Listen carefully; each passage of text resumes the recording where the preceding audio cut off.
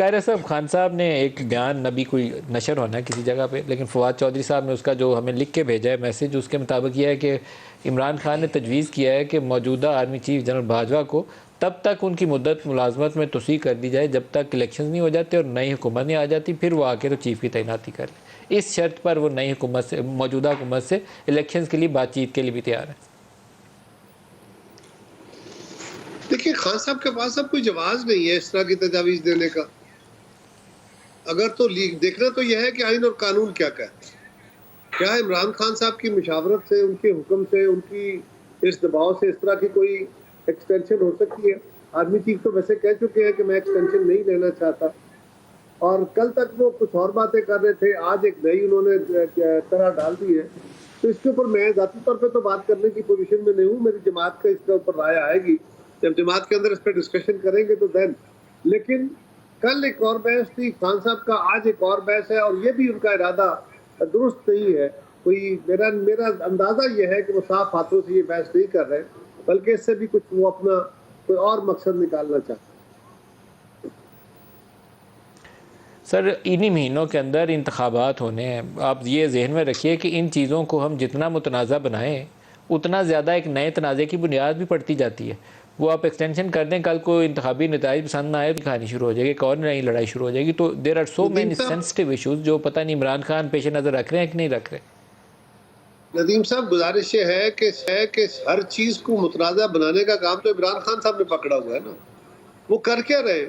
Election commission انہیں قبول نہیں، آرمی چیف کی تعیناتی کل انہیں قبول نہیں تھی، آج وہ ایک نئی کہانی لے کے آ گئے۔ کل وہ کہہ رہے تھے کہ یہ جو پہلے لوگ ہوں گے جتنے نے کریں گے، آج آرمی چیف کو ایکسٹینشن کون دے گا؟ آرمی چیف کو ایکسٹینشن شہباز شریف صاحب دیں گے، اور وہ اپنے اتحادیوں سے مشورے سے دیں گے۔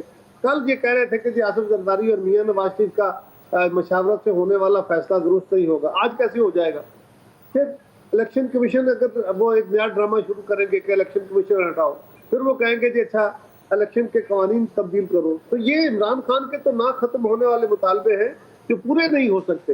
بٹ ایون دین اگر انہوں نے بات کہی ہے تو let's our political party set on this کہ ہمیں کیا فیصلہ اس پہ آتا ہے، لیکن کوئی بہتری کا فیصلہ یہ آنا چاہیے، اور خان صاحب کو بھی چاہیے کہ اب وہ حالات کے تقاضوں کو دیکھیں اور پاکستان میں اسٹیبلٹی کی طرف بڑھیں اور وقت کا انتظار کریں۔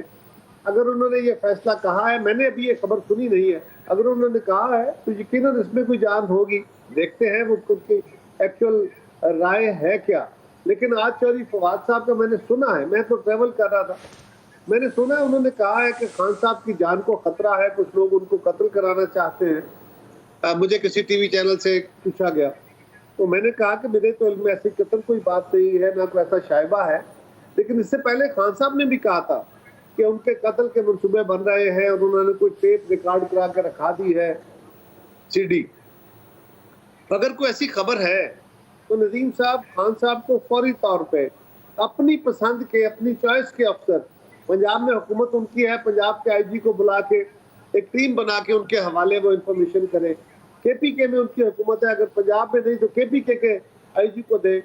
پنجاب کے اسلام آباد کے آئی جی کو نہیں دینا چاہتے تو کسی اور ایجنسی کو دے لیں، لیکن یہ کسی بہرحال انویسٹیگیشن ایجنسی نے اس کو تحقیق کرنی ہے، اور اگر خان صاحب کی بات میں کوئی بھی وزن ہے تو پھر ہمیں فوری طور پہ اس کے لیے کمیشن بنانا پڑے، خان صاحب اپنی انویسٹیگیشن لانچ کرائیں، ایف آئی آر کرائیں، تاکہ اس کے اوپر کمیشن بنتا ہے، کوئی جو بھی طے ہونا ہے وہ ہو سکے۔